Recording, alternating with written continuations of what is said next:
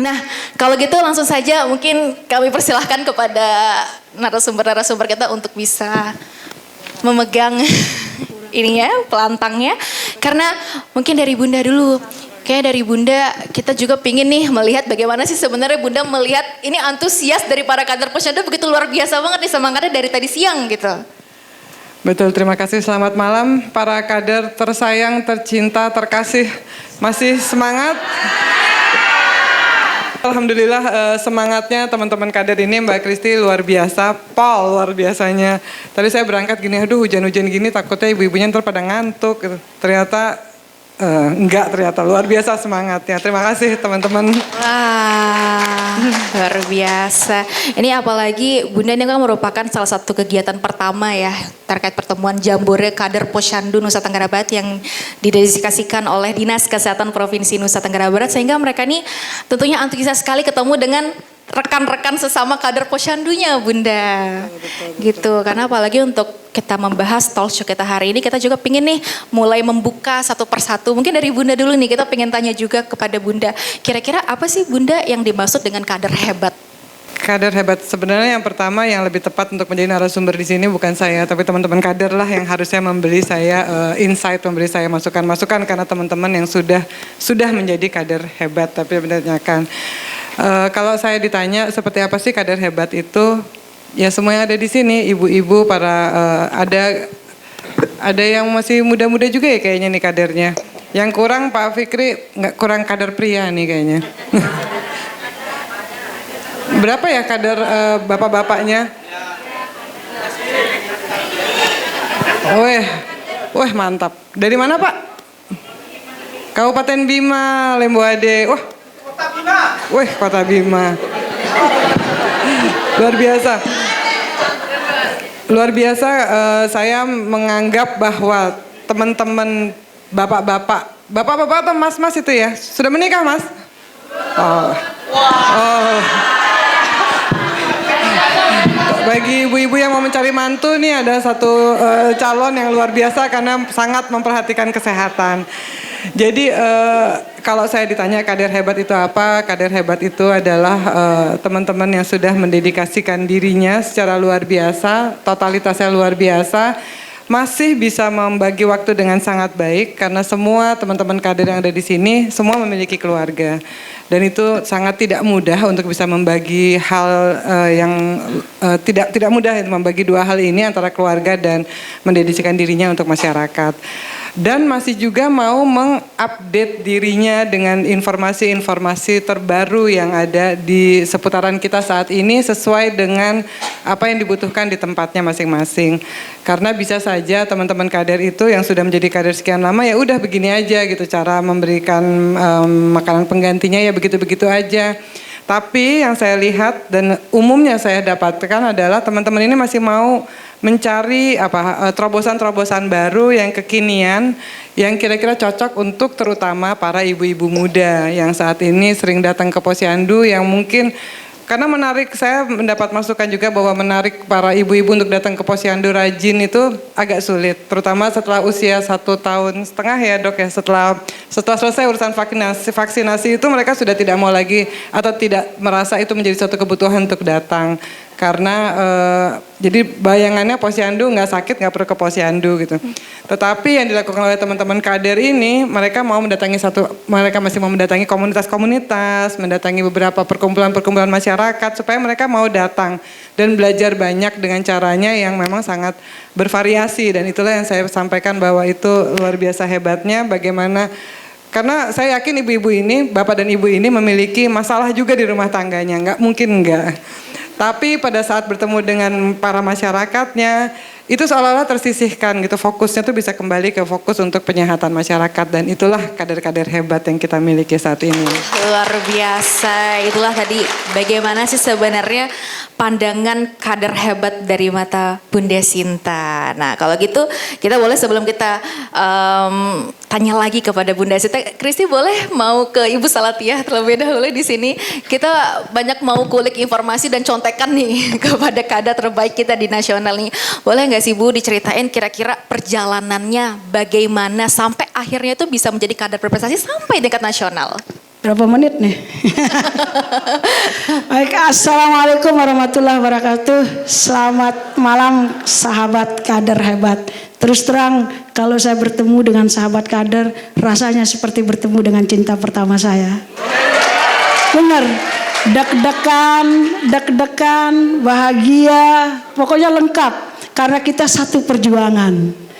29 tahun saya jadi kader sejak 96. Mulai terus berjuang. Pada saat itu tidak ada honor 15. Tetapi karena semangat. Karena banyak kita melihat tahun-tahun yang lalu semasa saya itu banyak sekali angka kematian ibu melahirkan, bayi mati. Itu yang menggugah perasaan saya ketika melihat tangisan seorang ibu yang kehilangan anaknya yang sudah lama dinantikan. Nah, dari sanalah saya mulai menetapkan pilihan saya untuk mencintai menjadi kader. Sehingga sampai bertahan sampai hari ini. Dan itu tidak mudah memang, prosesnya panjang. Intinya kita harus siap. Siap, S-nya sabar, ikhlas, aktif, dan percaya diri. Iya. Siap, S-nya itu sabar. Sabar, karena tidak semua orang bisa menghargai perjuangan kita. Pasti ada cemohannya. Kalau kader tidak sabar, udah deh 1 tahun berhenti. Sabar, ikhlas. Kalau kita tidak ikhlas, juga tidak akan bisa. Honor tidak ada kok. Ya, karena ikhlas. Ingat, Allah sangat mencintai orang-orang yang bisa bermanfaat untuk orang lain. Jadi orang hebat itu adalah orang yang bukan meraih prestasi, tapi orang yang bisa bermanfaat untuk orang lain. Dan ada di kader. I itu tadi ikhlas, A itu aktif Bu, aktif membaca, update, jangan tidak membaca itu aja seperti ibu pembina tadi yang nggak maju-maju. Saya biar sudah dapat terus harus saya lebih baik, harus lebih baik. Tidak boleh sampai di situ. Karena tentu orang akan datang mengunjung kita, itu aja. Saya terus, makanya setiap tahun saya harus memiliki inovasi. Itu prinsip saya. Lalu P itu percaya diri. Kalau kita tidak percaya diri, bagaimanapun ilmu ya udah nggak bisa ya Bu. Pede aja ngomong, tentu dengan melihat kondisi sosial yang ada. Dan terakhir saya ingin bilang, Ibu berbanggalah menjadi seorang kader. Kenapa saya bilang begitu? Tanpa sadar, Ibu itu adalah pahlawan tanpa jasa.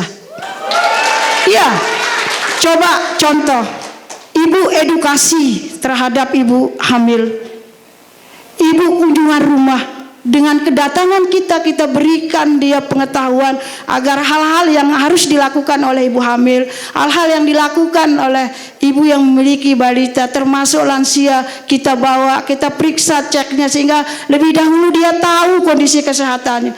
Tidak sadar kita menyelamatkan nyawa itu Ibu. Insya Allah akan membalas semuanya. Mungkin itu saja Ibu. Dan kalau saya cerita itu panjang, tapi kalau ibu-ibu ingin update bisa buka FB saya. Di situ saya cerita banyak. Dan hari ini FB pertama, yuk bareng tuntaskan stunting tanpa basa-basi. Itu hobi saya. Terima kasih. Aduh, curiga nih Bu Salatya jangan-jangan pengguna FB Pro juga ini. Iya, tapi ini luar biasa Bu. Kita juga pengen tahu tentunya kader-kader yang ada di sini. Kira-kira tadi kan Ibu mengatakan bahwa sebagai kader Posyandu itu kan kita harus setiap tahun tuh harus upgrade inovasi. Boleh nggak sih di-spill inovasi apa saja selama Ibu menjadi kader Posyandu? Mau tahu juga kan? Boleh. Oke. Saya tidak bisa sebut semuanya Bu, tapi yang mengantar saya ke nasional itu namanya biskop kita Bu. Apa itu? Biskop kita itu adalah sebenarnya itu hal melihat kondisi masyarakat kami. Kalau kita penyuluhan begini-gini tuh tidak didengar Bu. Jadi saya berpikir, wah ini kayaknya perlu ada tempat sehingga dia bisa luasa mengungkapkan apa sih permasalahannya. Sehingga kami itu setiap posyandu sudah ada jadwalnya. Jadi jadwal ini ibu hamil 10 orang, bulan depan ini. Tapi bukan saja dibuka di hari posyandu itu saja. Tetap hari Minggu kami buka, dia setelah pulang sekolah dibuka juga. Jadi mereka itu kami setelkan banyak sekali film itu dikasih sama Promkes provinsi dan Promkes kabupaten, luar biasa 2 Promkes ini, dan tanpa jasa beliau juga tidak bisa jadi nasionalnya. Terima kasih Bu. Itu kami setelkan, misalnya ke kawin muda Bu, setel. Nanti kita tunggu nonton para remaja itu. Nanti dia bertanya, oh Bu, kalau kita hamil itu begitu ya Bu ya. Nah, dari sana mulai edukasinya, baru nyambung. Begitu pula dengan para ibu-ibu yang takut anaknya diimunisasi. Setelkan imunisasi, bahayanya gimana. Tunggu dia yang berpikir, oh Bu jadi begitu ya. Nah dari sana dialog mulai. Itu lebih akan mengena daripada ibu-ibu imunisasi itu begini. Harus ini akibatnya gini, oh enggak bisa. Jadi itu biskop itu dah kenapa saya mendirikan biskop kita. Yang kedua, kami juga inovasi kami terbaru ini adalah gerakan pesona, gerakan penanganan penurunan stunting nasional. Dengan cara melakukan pemetaan, alhamdulillah dari PKK provinsi turut membantu kami. Itu kami turun melakukan pemetaan, dan alhamdulillah kemarin terakhir 4.007 kakak yang didatangi oleh kader kami, dan itu dibiayai oleh Ibu Kades. Kami memang juga luar biasa kebijakannya. Makanya titip pesan, mungkin ada BPMPD, bagaimanapun keinginan kader kalau tidak didukung oleh kebijakan desa nggak akan bisa. Nggak bisa minta di puskesmas, nggak bisa minta di PKK lain, karena dana itu ada di desa. 20% kalau dimanfaatkan 20% itu tidak bisa dilaksanakan di posyandu. Apalagi honor kecil itu. Ya kalau benar-benar 20%. Itu Oke, berarti butuh sinergitas kolaborasi bersama juga betul, ya Bu Salatia ya. Luar biasa inovasi. Boleh kita tepuk tangan dulu. Luar biasa, ini baru 2 pertanyaan pemantik ini sudah bisa, oh ternyata begini ya inovasi seperti ini nih. Karena memang benar ya Bu ya. Sekarang kalau misalnya kita kasih tahu marah-marah ya nggak akan masuk, bakal mental. Tapi kalau kita kasih lihat, biarkan mereka berpikir sendiri, oh jadi lebih ngena gitu ya dengan inovasi-inovasi yang lain. Kalau gitu saya mau menyapa dulu Dr. Daisy di sini. Dok, ini kan kalau misalnya kita melihat posyandu ini kan sebagai tombak utama dalam kesehatan untuk memunculkan generasi emas ke depannya. Nah tadi kalau pengalaman dari Bu Salatiah, salah satu alasan kenapa mau jadi kader pada masa itu karena sedih melihat angka kematian anak yang tinggi, kematian ibu yang tinggi seperti itu. Nah kira-kira kalau dari Dr. Daisy sendiri, kenapa sih pemantauan dan juga pertumbuhan perkembangan secara rutin tuh begitu penting bagi untuk kita semua? Assalamualaikum warahmatullahi wabarakatuh. Jadi saya malam ini sangat bahagia berada di sini. Biasanya saya ketemu pasien kecil-kecil karena saya dokter anak. Jadi malam ini saya ketemu dengan ibu-ibu kader yang ternyata penuh semangat. Saya akan ketemu anak-anak itu jauh setelah ketemu ibu-ibu. Jadi ibu-ibu kader ini adalah orang-orang pertama yang akan bertemu dengan anak-anak yang ada di lapangan. Ya, yang ketemu dokter anak berapa persen sih? Sedikit banget. Yang ketemu dengan ibu-ibu kader ini yang hampir seluruh anak NTB nanti bertemu dengan ibu-ibu kader terlebih dahulu. Nah, dan pemantauannya tidak bisa dilakukan oleh dokter anak. Pemantauan yang bisa dilakukan ya oleh ibu-ibu kader ini. Ibu-ibu ini yang akan menangkap kalau terjadi gangguan pertumbuhan dan perkembangan. Jadi saya yakin kalau mendengarkan dari Bu Salatiah tadi, ilmunya ternyata Masya Allah. Jadi nanti ibu-ibu kader di NTB ini itu yang akan pertama kali ketemu kalau ada yang berat badannya tidak naik, yang tinggi badannya tidak naik. Nah, kenapa penting? Kalau anak itu sehat, berat badan pasti naik, tinggi badan pasti naik. Kalau dia berat badan dan tinggi badannya tidak naik, pasti ada yang salah. Tidak mungkin tidak. Makanya kita dibekali dengan buku KIA kan untuk panduan kita. Ya, dan saya yakin ibu-ibu di sini pasti hatam sudah sampai halamannya berapa kalah dokter anaknya. Ya, karena kalau buka buku KIA lebih cepat ibu kader daripada dokter anaknya. Sudah hafal sekali.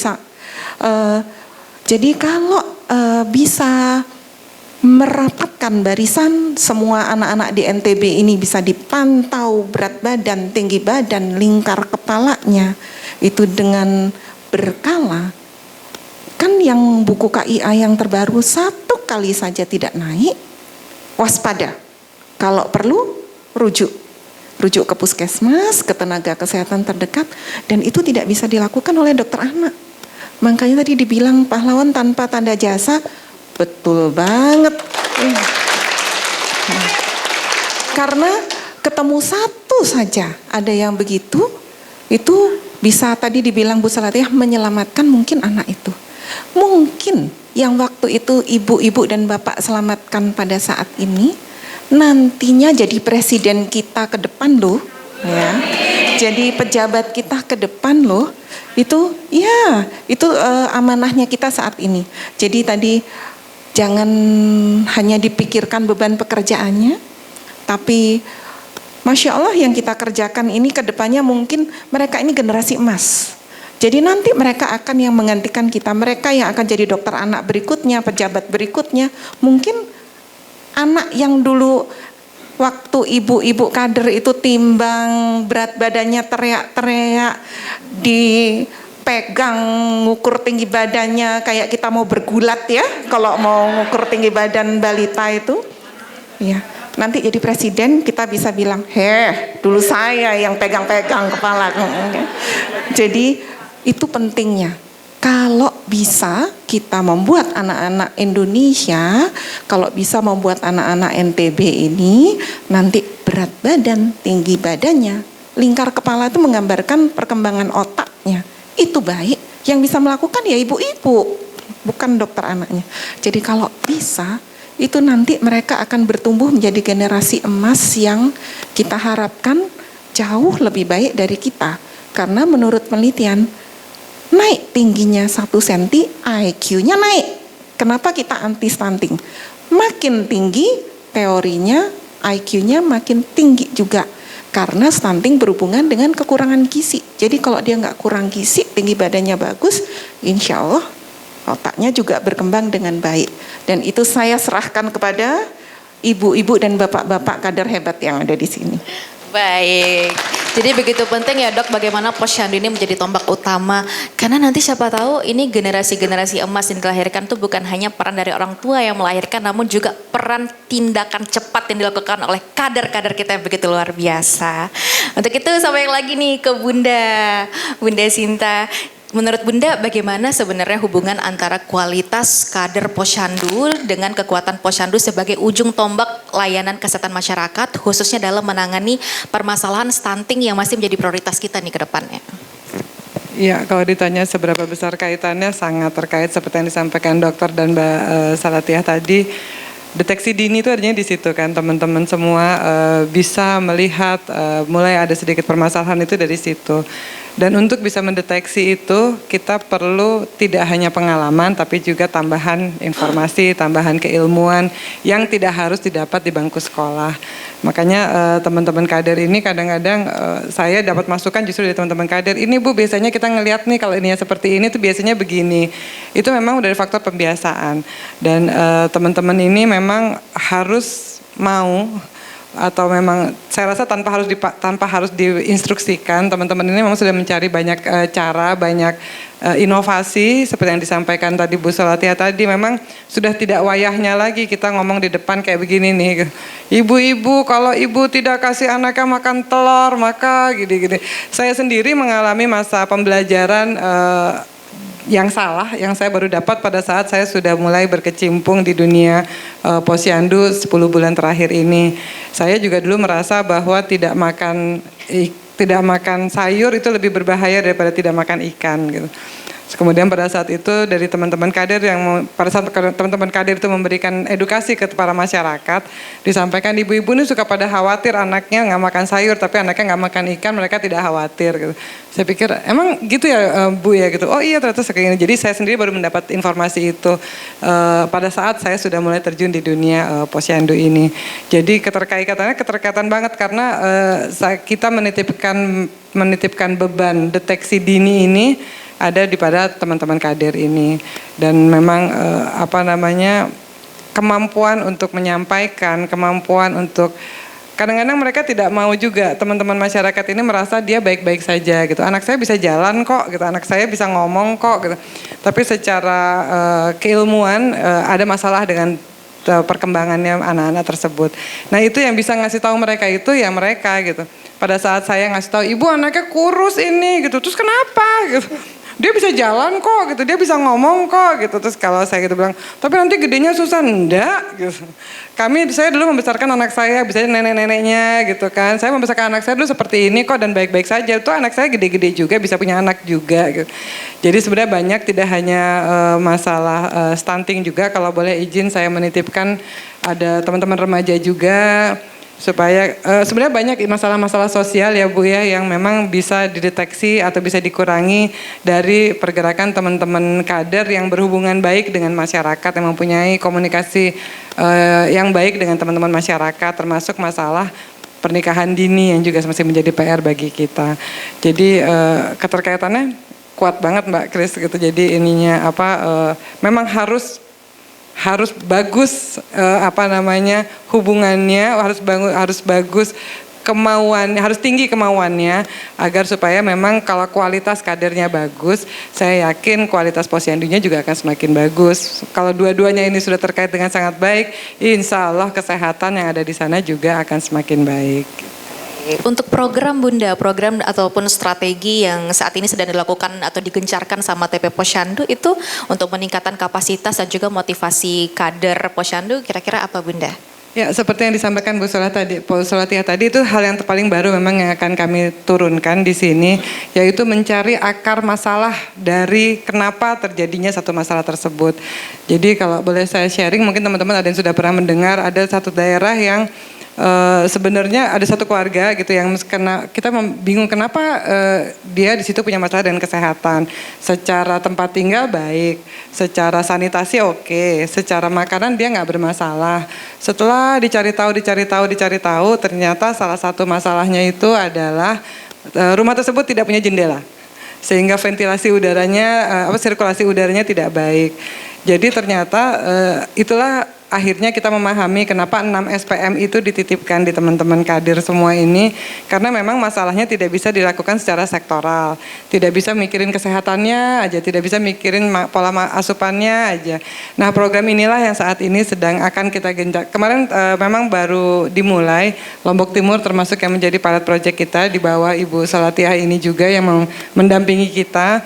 Dan itu akan kita jadikan salah satu program utama kita supaya bersama dengan para OPD terkait, kesehatan terkait, supaya tidak hanya terfokus di satu titik saja. Memang menjadi lebih berat ya ibu-ibu, si 6 SPM ini berat banget, saya paham banget. Tapi memang begitulah kondisinya, kenapa memang kita juga meminta para OPD terkait untuk juga turun di sini, untuk turun bareng-bareng. Kalau bahasanya Ketua TPPS kita adalah Bu Wagub, kalau bahasanya Bu Wagub itu rempuk stunting gitu. Jadi semuanya harus dikerjakan bersama-sama dan kita serang bersama-sama supaya tidak salah pada saat kita memberikan intervensi. Jangan-jangan kita memberikan intervensi tentang asupan makanan gizi, ternyata di situ baik-baik saja makanannya. Oh ternyata di situ misalnya sumber airnya tidak baik gitu, atau misalnya yaitu sirkulasi udara dan ternyata pengaruh. Itulah yang saat ini sedang menjadi babynya TP Posyandu Provinsi. Terima kasih Bunda. Berarti bisa kita katakan kalau ini yang pertama itu harus mencari akar permasalahan, karena nantinya setiap kabupaten, setiap desa itu ternyata faktor penyebab kenapa jadi stunting itu tuh pasti beda-beda dengan kabupaten lain ya Bunda ya? Betul, dan itulah akar dasarnya kenapa sekarang sistemnya 6 SPM itu keluar secara nasional. Supaya tidak hanya di sektor kesehatan saja gitu turunnya. Memang harus dikerjakan di 6 sektor termasuk masalah keamanan. 10 bulan saya nggak apal-apal itu Pak Fikri, karena Mami sendiri pernah mempertanyakan kenapa itu turun di situ, ternyata itu memang relate, jadi semuanya memang masuk di 6 SPM itu. Itulah yang harus kita kerjakan saat ini bersama-sama, yang baru dimulai di tahun ini memang insya Allah bisa.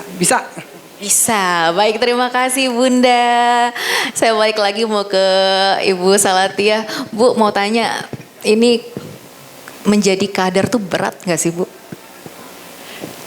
Tergantung perasaan kita. Kalau kita mencintainya tidak berat. Tapi kalau hanya kita jadi kader karena ibu gubernur misalnya, karena ibu bupati, karena kepala desa, ya berat. Tapi kalau kita sudah mencintainya tidak berat. Ini pengalaman saya, Bu. 29 tahun saya nggak pernah mengeluh, Bu. Buktinya sampai hari ini saya bertahan, dan insya Allah sampai akhir hayat saya. Ya. Karena saking cinta saya, bahkan sebagian rezeki saya 10% saya sudah hajatkan untuk kegiatan posyandu. Masya Allah. Itu. Ini berarti Bu Salatia mencintai menjadi Ya, seorang kader. pokoknya intinya teman, kalau merasa berat ringannya tergantung hati kita. Makanya perbaiki hati. Jadilah kader mulai dari sekarang karena hati. Insya Allah tidak dapat insentif, tapi Allah akan membalasnya.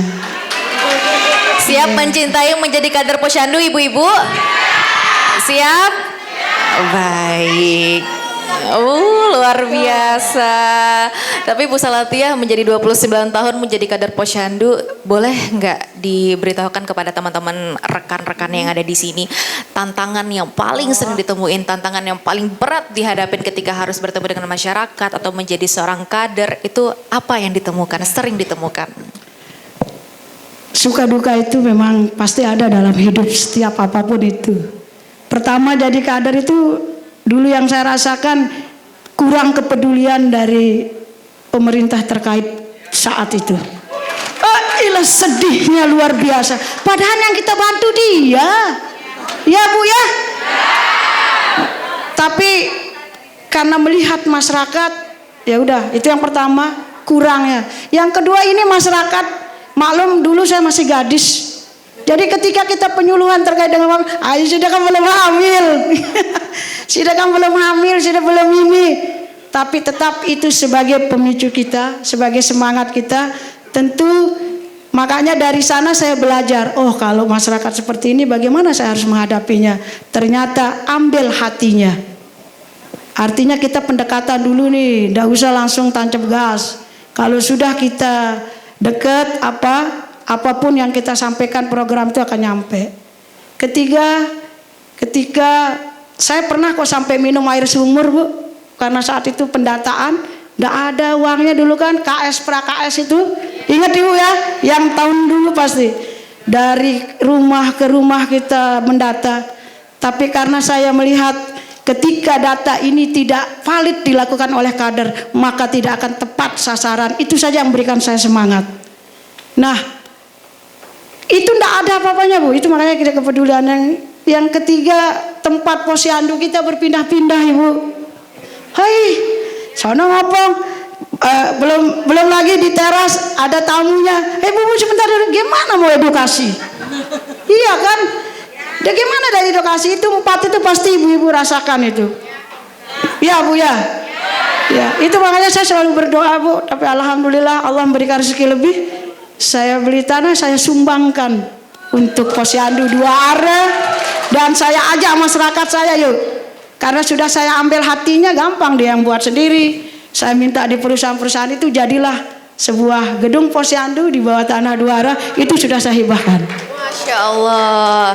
Ini sepertinya selain kita contek bagaimana inovasi-inovasi media nasional, bagaimana juga kita bisa mendapatkan rezeki, kita bisa bagikan kepada masyarakat sekitar. Insya Allah kalau selama ada niat, Bu. Ladang pahala kader itu ladang pahala, Bu. Ibu nanti malam renungkan apa yang Bu lakukan. Ibu menimbang, orang tahu pertumbuh kembang anaknya, sehingga dia tahu dia bisa menanganinya. Selamat anaknya jadi cerdas. Kita yang dapat pahala, apalagi kalau dia nanti jadi guru, jadi apa, jadi orang bermanfaat, pahalanya selama itu mengalir. Itu yang ada dalam pikiran saya. Saya bukan orang kaya, bukan pejabat. Sedikit harta itu mungkin bisa membantu kami di akhirat. Itu saja dari kami, Bu. Amin. Masya Allah, luar biasa, begitu mulia ya tentunya nih menjadi seorang peran seorang kader ini sendiri. Terima kasih Ibu Saletia. Sampai lagi kepada Dr. Daisy. Ini catat nih, karena ini pertanyaan penting yang ingin saya tanyakan kepada Dr. Daisy, yang juga nantinya bisa diperhatikan dan juga simak baik-baik oleh ibu-ibu kader kita yang ada di ruangan ini. Dok, untuk indikator nih yang perlu diperhatikan sebagai seorang kader Posyandu, kira-kira yang paling krusial untuk mencegah, kita bahas lagi nih yang sekarang masih jadi Nusa Tenggara Barat belum bisa dikatakan aman dalam angka stunting. Kira-kira apa sih indikator yang perlu diperhatikan oleh para kader? Baik, jadi saya yakin semua kader di sini tahu sebenarnya stunting itu apa ya. Kalau stunting dilihat dari tentu saja tinggi badan per umur ya, tinggi badan menurut umur. Baru kita bisa bilang stunting. Karena stunting itu tinggi badan di bawah -2 ya untuk usianya. Jadi dia pendek, tinggi badannya nggak sesuai, itu stunting. Tapi indikator mana yang penting? Di buku KIA kita itu sudah, kalau siapa yang pernah masuk ke lamannya websitenya Kemenkes terus baca buku KIA itu dibuat oleh siapa? Ternyata puluhan pakar yang ada di Indonesia. Jadi ada dokter anak gizi, ada tumbuh kembang, ada dokter kandungan. Nanti coba masuk ke websitenya Kemenkes ya. Itu dibuat oleh para ahlinya, puluhan ahli. Akhirnya jadi satu buku KIA kita yang terus diperbaharui. Dan itu saya yakin ibu-ibu kader itu hafal betul. Jadi urutannya. Jadi indikator mana yang penting? Sudah disusun di buku KIA itu urut-urutannya. Nomor 1 itu apa sih? Yang kalau pertama lihat itu di buku grafik untuk indikator antropometri, berat badan menurut umur. Iya. Jadi itu ada urutannya. Berat badan menurut umur. Jadi itu yang pertama. Oh, ini nanti di halaman pertama ada berat badan menurut umur. Dia yang akan terganggu paling pertama. Makanya dia di halaman pertama. Kalau untuk antropometri, nggak pernah terbalik-balik tuh. Terus setelah itu yang berikutnya apa ya? Tinggi badan menurut umur, betul. Jadi awalnya yang terganggu berat badan menurut umur dulu. Kalau lama dia terganggu, baru tinggi badannya terganggu. Makanya kita bilang stunting itu pendek karena kurang gizi. Tapi kurang gizinya jangka panjang. Udah hafal betul nih, langsung banyak yang nyaut ya. Jadi stunting itu kurang, dia pendek, kurang gizi, jangka panjang. Jadi kalau yang awal berat badan dulu. Kedua indikatornya tinggi badan menurut umur. Terus yang ketiga, ingat nggak apa habis tinggi badan menurut umur? Berat badan menurut tinggi badan, betul. Jadi setelah berat badan menurut umur, tinggi badan menurut umur, kemudian berat badan menurut tinggi badan itu status gizi. Jadi gizinya berlebih, gizinya kurang, gizi buruk, itu kita lihatnya di sana. Itu urutannya kan begitu, nggak pernah terbolak-balik di buku KIA. Kemudian yang terakhir itu baru yang paling terdampak, paling terakhir itu lingkar kepala menurut umur. Ya paling belakang, yang paling sering lupa diisi. Ya. Katanya saya sering ngobrol sama kader, dokter boro-boro ya, dokter ngomong aja, ngukur tinggi badan aja kita perang dok, apalagi ngukur lingkar kepala itu kayak ngukur panjang belut katanya. Jadi perang sama balitanya ya. Iya, memang itu sebabnya dia ada di paling akhir. Dan di buku KMS, jadi di buku KIA pertama itu dikasih apa istilahnya ya, hitung cepat ya. Ada kan kalau dibaca di bawah kenaikan berat minimal KBM, ya itu semua udah hafal betul. Jadi diberikan tips untuk anak ini terganggu nggak, tapi cepat. Caranya pakai KBM. Jadi di yang halaman paling pertama di berat badan menurut umur, jadi kenaikan berat badan minimalnya nggak tercapai. Tadi kan dibilang kalau berat badannya nggak naik bener, tinggi badannya nggak naik bener, ini pasti ada yang salah. Jadi dari pakai KBM saja itu sebenarnya ada ting-ting gitu ya, kita sudah yuk buka ke halaman-halaman berikutnya. Jadi itu di buku KIA tadi sudah Mbak Kristi dengar ya, mereka hafal betul betul nih para kader hebat kita. Jadi langsung dijawab set karena memang mengerjakan. Jadi hafal betul, itu indikator yang kita pakai. Ada yang di sini yang belum hafal indikator-indikator yang ada di buku KIA? Kok hening suaranya? Ada? Masih ada? Gak apa-apa, berarti kalau emang masih belum hafal kan nanti dibuka lagi, dihafalin lagi. Jadi cepet ya dok ya untuk nantinya memberikan bagaimana nih untuk mendata untuk yang ada di Posyandu. Untuk ini dok, terkait kan banyak nih anak yang terlihat aktif, terlihat makannya banyak tapi dia masuk kategori stunting. Nah kira-kira apa sih sebenarnya tanda-tanda yang sering diabaikan dan tidak terlihat oleh orang tua? Jadi ini sering, nanti kader-kader ini sering ya diberikan tadi seperti Bunda Sinta bilang. Jadi anaknya baik-baik saja, dia sehat, di sekolah berprestasi. Tapi ternyata ibu kader temukan dengan stunting. Jadi kuncinya tadi sebenarnya kalau dilakukan deteksi dini berkala itu sebelum stunting ketahuan. Jadi dari berat badan dulu dia tidak naik sesuai dengan kenaikan berat badan yang diminta per bulannya, itu ibu-ibu tuh sudah nangkep. Jadi nggak sampai ke stunting. Kita berharapnya nanti ke depan itu kita tidak lagi mengatasi stunting. Jadi kita potong mulai dari berat badannya tidak naik, itu sudah kita potong, jangan sampai dia jadi stunting. Kalau stunting kan dia udah lama tuh ya. Jadi saya yang sering ketemu saya dan bilang gitu betul neneknya. Jadi sehat kok cucu saya gitu ya. Sekolah pinter kok. Karena dokter anaknya kehabisan kata-kata, terus kita bilang, "Halo Bu, apalagi kalau tinggi." Menurut penelitian IQ-nya naik. Kalau sekarang aja IQ-nya bagus, apalagi kalau dia tingginya bagus, gizinya bagus, dia IQ-nya akan lebih tinggi lagi loh aslinya. Siapa tahu sebenarnya jenius sebenarnya kalau kita bisa perbaiki. Jadi anak aktif, dia kelihatan sehat, ternyata tinggi badannya tidak baik, itu tidak bisa kita katakan dia baik-baik saja. Karena zaman sekarang mau jadi polisi ada tinggi badan minimal, mau jadi tentara ada tinggi badan minimal, jadi dokter belum ada, tinggi badannya masih ya. Nah terus kalau dia terlambat kita cegah stuntingnya, oke, kan ada tadi 1000 hari pertama kehidupan. Ada kenapa sih buku KIA tuh sampai usia 59 bulan betul. Jadi sampai umur 6 tahun aja, sampai 5 tahun kita kejar. Karena setelah itu seandainya dia stunting, dia bisa tinggi tapi perkembangan otaknya nggak bisa dikejar. Jadi tingginya nanti dia mungkin akan jadi tinggi di kemudian hari, tapi perkembangan otaknya periode emasnya itu udah nggak bisa dikejar. Apalagi kalau kita bisa ketemunya di 1000 hari pertama kehidupan, itu udah periode emasnya sebelum ubun-ubun besarnya tertutup. Itu otak itu sedang mengembang secara luar biasa, itu di sana. Kalau bisa saya benar-benar serahkan sama ibu-ibu kader di sini, bapak-bapak kader di sini, itu di sanalah peran mulia seorang kader. Jadi untuk masa depan mereka nanti.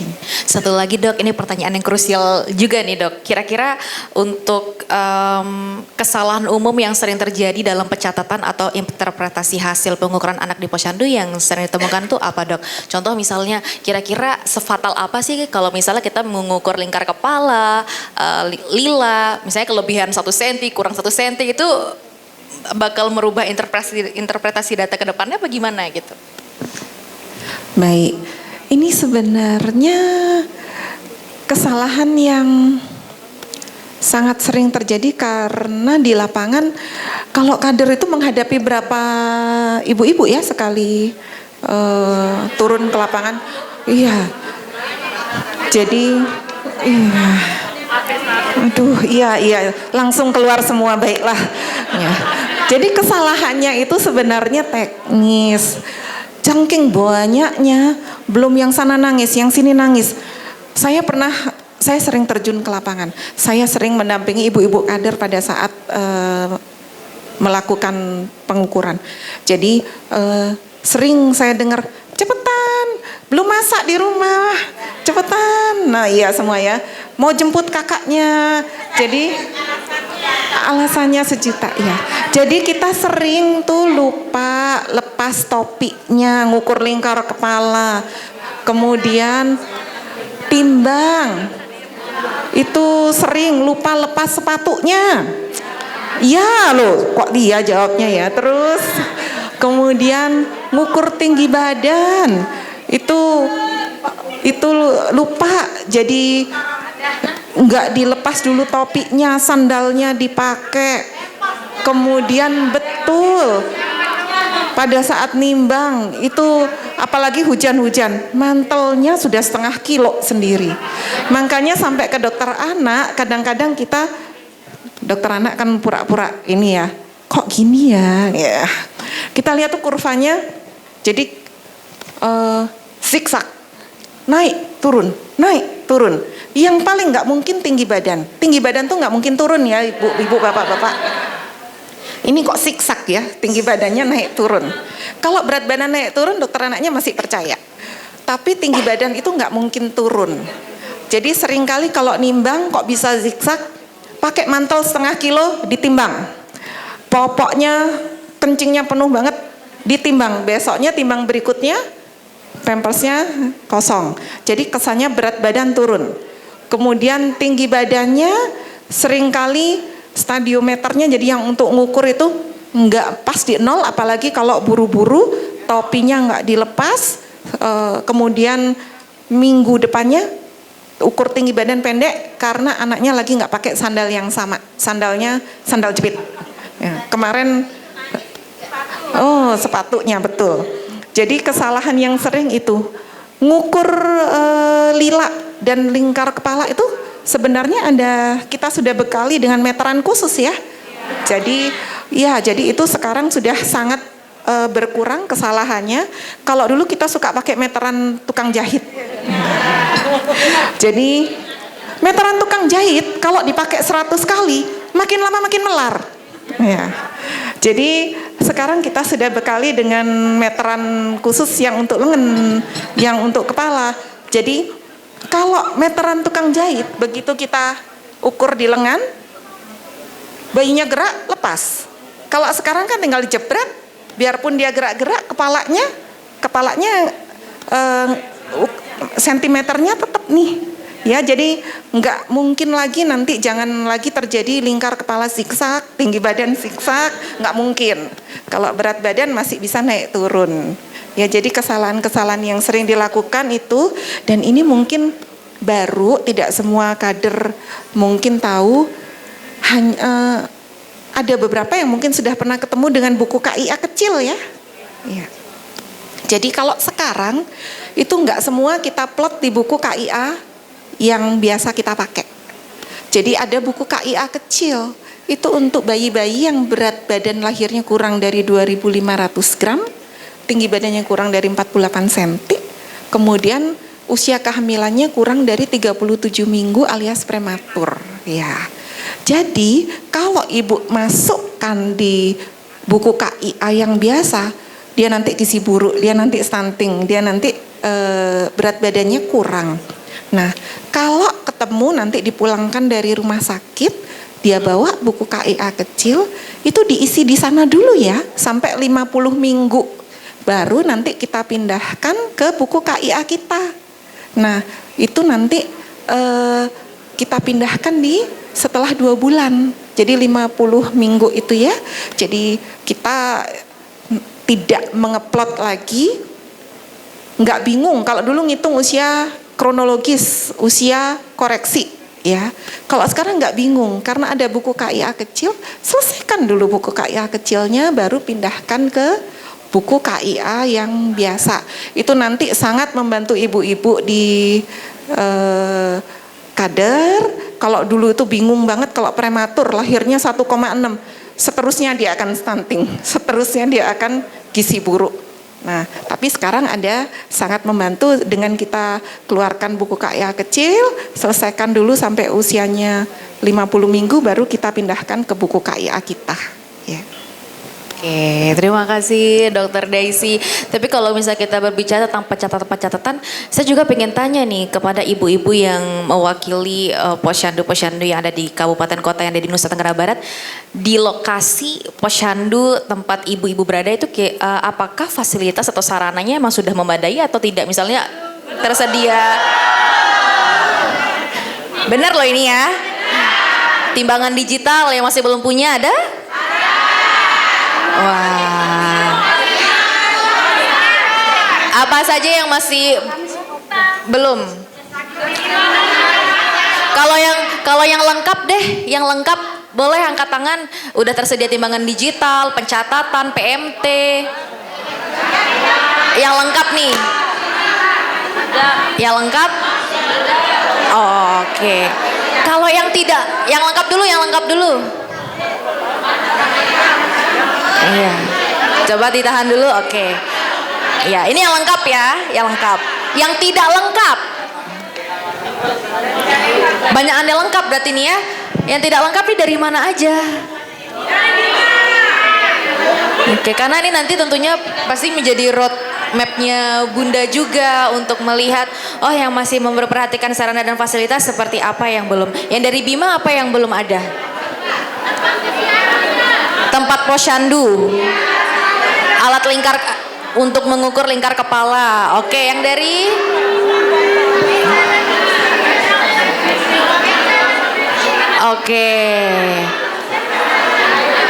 baik. Ini tenang ibu-ibu, tentunya kan forum diskusi ini menjadi jawaban akar masalah kita kan nanti ke depannya ya.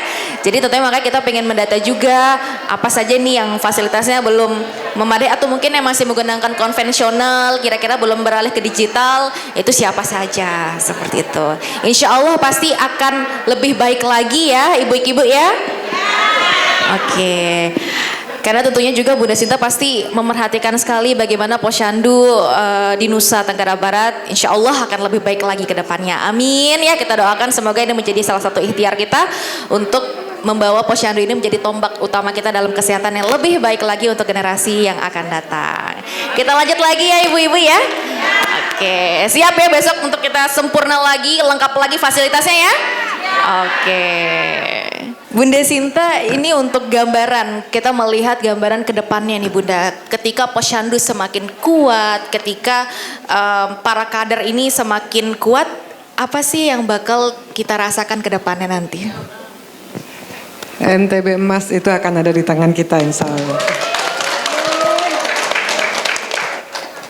Karena kalau kadernya makin oke, posyandunya makin oke, artinya masalah-masalah itu semakin lama semakin hilang. Teman-teman kader sudah tahu bahwa kita punya program menzirokan desa miskin ekstrim. Nah salah satunya di masalah kesehatan. Jadi kalau kadernya kayak gini semua sih saya kok yakin ya. Di 4-5 tahun ke depan dapatlah kita itu target kita insya Allah. Oke, amin. Optimis ya Bunda, NTB emas ya? Optimis banget kadernya kayak begini. Oh, Masya Allah. Ini ketua TP Posyandunya sayang banget sama kader-kadernya ya. Jadi ibu-ibu juga berarti harus menaruh kepercayaan dan juga tentunya semakin cinta ya dengan peran menjadi kader ya. Oke, insya Allah ini menjadi amal jariah kita juga semua ibu-ibu ya. Pahala yang tidak terhingga tentunya akan didapatkan oleh ibu-ibu. Terima kasih Bunda.